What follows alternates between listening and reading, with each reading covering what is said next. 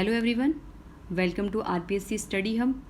आज हम डिस्कस करेंगे नैनो रोबोट्स के बारे में, साथ ही हम डिस्कस करेंगे नैनो बोट्स के बारे में।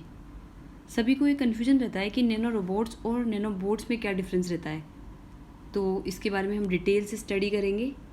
लेक्चर को स्टार्ट करने से पहले यदि आप हमारे चैनल पर पहली बार विजिट कर रहे हैं तो चैनल को सब्सक्राइब करना ना भूलें, साथ ही बेल आइकन को प्रेस करना भी ना भूलें, जिससे कि वीडियो के नोटिफिकेशन आपको टाइम टू टाइम मिलते रहे।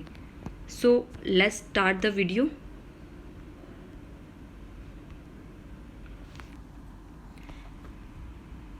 नैनो रोबोट्स क्या होते हैं? नैनो रोबोट्स जो होते हैं वो बहुत ही छोटे कण 0.5 से लेकर 3 माइक्रोमीटर के रोबोट होते हैं, जो कि ऐसे कलपुर्जों से बने होते हैं जिनका आकार 1 से 100 नैनोमीटर तक होता है। तो नैनो रोबोट्स होते हैं वो काफ़ी छोटे साइज़ के होते हैं, जिनका साइज़ जो होता है वो 1 नैनोमीटर से लेकर 100 नैनोमीटर तक हो सकता है उनके कलपुर्जों का साइज़, जबकि रोबोट का साइज़ क्या हो सकता है 0.5 से लेकर 3 माइक्रोमीटर तक हो सकता है। अब बात ये आती है कि नैनो बोट्स क्या है। फिर नैनो रोबोट्स तो ये हो गया कि रोबोट की तरह कोई नैनो रोबोट है जिसमें नैनो टेक्नोलॉजी का यूज़ किया गया है। नैनो बोट्स और नैनो रोबोट लगभग एक ही है। नैनो बोट्स जो होते हैं वो नैनो रोबोट ही होते हैं। उसके अंदर क्या होता है कि जैसे कि हमें कोई दवाई जो होती है वो बॉडी के किसी पार्ट तक पहुंचानी होती है तो हम नैनो बोट्स का यूज़ करते हैं। तो नैनो बोट और नैनो रोबोट एक ही चीज़ है। आगे हम डिस्कस करते हैं। इसमें कार्बन की नैनो नलिकाओं का उपयोग कर इलेक्ट्रॉनिक चिप्स बनाए जाते हैं, यानी इसके अंदर इलेक्ट्रॉनिक चिप लगी हुई होती है, जिससे क्या होता है, जिससे हम जितनी भी हमारी बॉडी से रिलेटेड जितनी भी इंफॉर्मेशन होती है वो हम गेन कर सकते हैं। यानी कि लाइक बॉडी के किस पार्ट में क्या प्रॉब्लम है, अगर हम मान लो नैनो बोर्ड को हम हमारे मस्तिष्क में भेज रहे हैं पार्किंसन रोग के लिए, तो उसमें इलेक्ट्रॉनिक चिप लगी होती है जो जितनी भी सूचनाएं जो हैं हमें उस पार्ट की देगा। साथ ही अगर हमने कोई दवाई भेजी है तो दवाई को उसी पार्ट पर देगा जो पार्ट हमारा इफेक्टिव है। जैसा कि आप देख सकते हैं ये हमारी ब्लड वेसल्स होती है, जो आरबीसी है, उसमें भी हम नैनो रोबोट्स को भेज सकते हैं। बिना हमारी जो कोशिकाएं होती हैं उनको क्षति पहुंचाए हुए आसानी से हमारे शरीर में ट्रेवल कर सकते हैं। इन रोबोट्स को शरीर के अंदर रक्त वाहिकाओं आदि में आसानी से इंजेक्ट किया जा सकता है। ये बीमारियों के रोगाणुओं की पहचान करके उन्हें पकड़ने और औषधियों को लक्ष्य तक पहुंचाने में सक्षम है। इन नैनो रोबोटों से फ़ायदा ये होगा कि बगैर किसी एंटीबायोटिक का इस्तेमाल किए रोगाणुओं से मुक्ति मिलेगी।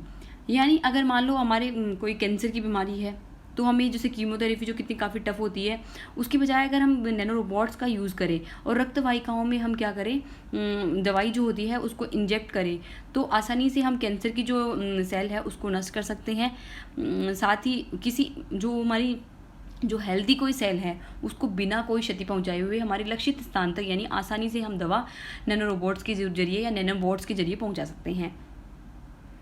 इसमें हमें एंटीबायोटिक लेने की भी जरूरत नहीं होगी। ऐसे नैनो रोबोट्स शरीर की सामान्य प्रतिरोध क्षमता में भी वृद्धि कर सकते हैं।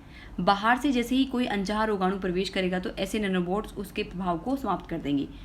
अब ये बोल रहा है कि हमारी जो रोग प्रतिरोधक क्षमता होती है, यानी हमारी इम्यून पावर जो होती है, उसमें क्या करते हैं नैनो रोबोट्स वृद्धि भी कर सकते हैं। और बाहर से कोई अगर रोगाणु हमारे शरीर में प्रवेश कर रहा है तो उसके प्रभाव को, मतलब हमारे शरीर पे इफेक्ट करने से पहले नैनो रोबोट्स उसको क्या कर देगा, खत्म कर देगा।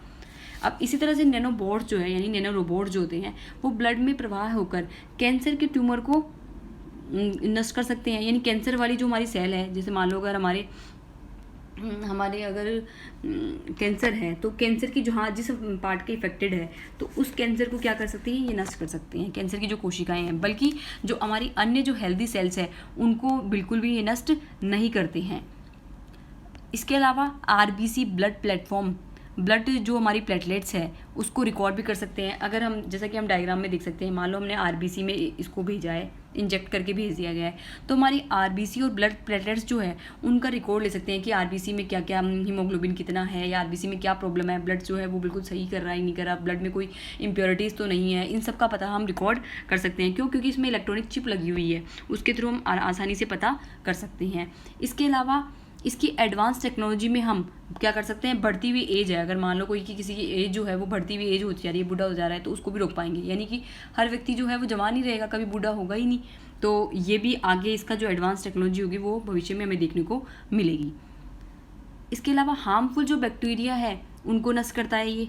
इनमें कोई भी बैटरी, सबसे बड़ी बात यह है कि इनमें कोई भी बैटरी नहीं होती है। बैटरी नहीं होती तो फिर क्या होता है, इसके अंदर एक गोल्ड वायर होता है, साथ ही इलेक्ट्रॉनिक चिप लगी होती है जो अल्ट्रासाउंड को क्या कर सकती है, रिस्पॉन्ड करती है। जैसे ही ये अंदर जाते हैं तो अल्ट्रासाउंड क्या होता है, रिस्पॉन्ड करती है, उससे हम पहचान कर लेते हैं कि किस पार्ट में कौन कौन सी प्रॉब्लम है।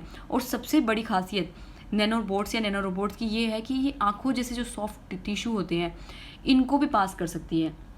यानी इनको पास करने के लिए, मतलब आँखों से पास करने के लिए हमें क्या होगा, आँखें में तो काफ़ी सॉफ्ट पार्ट होती है हमारा, तो सॉफ्ट टिश्यू होता है, तो उसमें हम नैनो रोबोट्स को कैसे भेजेंगे आप सोच रहे होंगे। लेकिन इसमें क्या होता है, एक विशेष प्रकार के एंजाइम की कोटिंग की जाती है जो काफ़ी सॉफ्ट होता है, तो हमारे आँखों जैसे जो सॉफ्ट टिश्यू होता है उसमें आसानी से गुजर पाता है। तो ये सबसे अच्छी क्वालिटी इसकी होएगी कि आँखों के संबंधित कोई रोग होगा तो वो भी हम आसानी से इसमें प्राप्त कर सकते हैं, मतलब पता लगा सकते हैं, और उसके बाद में उसका उपचार भी आसानी से कर सकते हैं। इसके अलावा एक और यूजेस ये है कि पार्किंसन जो रोग पीड़ित जो रोग है, जो रोग पीड़ित जो होते हैं उनके मस्तिष्क में ये क्या कर सकता है, डोपामिन जो उनकी दवाई होती है डोपामिन, उसको भी आसानी से पहुंचा सकता है। क्योंकि पार्किंसन जो रोग होता है वो काफ़ी खतरनाक रोग होता है मस्तिष्क का, तो उसमें क्या होता है कि रोग पीड़ित को दवाई देने में काफ़ी दिक्कत आती है। कई बार जो हमारा पेशेंट होता है उसकी मृत्यु भी हो जाती है। तो अब जब हम डोपामिन की दवाई जो है वो पर्टिकुलरली उसी पार्ट तक पहुँचाई जाएंगे तो अन्य पार्ट को, जो हेल्दी पार्ट है, उसको कोई भी नुकसान नहीं होगा।